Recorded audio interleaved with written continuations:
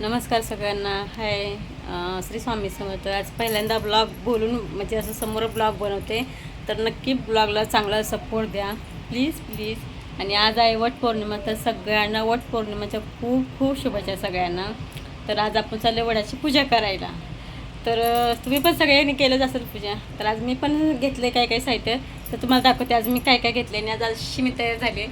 तर नक्की सांगा मी कशी दिसते ते, आणि आज मी तुम्हाला दाखवते की मी काय काय घेतले ते. तर बघूया चला.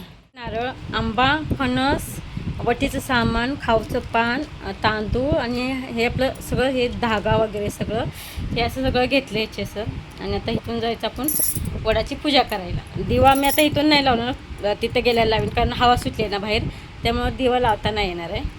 तर चला आपण डायरेक्ट बघूया वडाच्या झाडाला, म्हणजे वडाच्या झाडाची आपण पूजा करताना तिथून ब्लॉग चालू करूया. आणि हा ब्लॉग कसा आवडते ते नक्की कमेंट करून सांगा.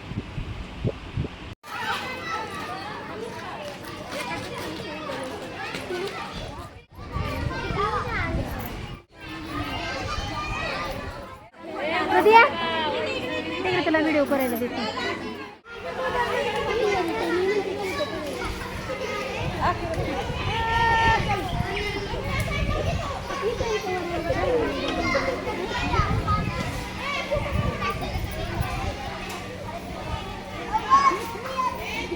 तुला कोण देणार आहे?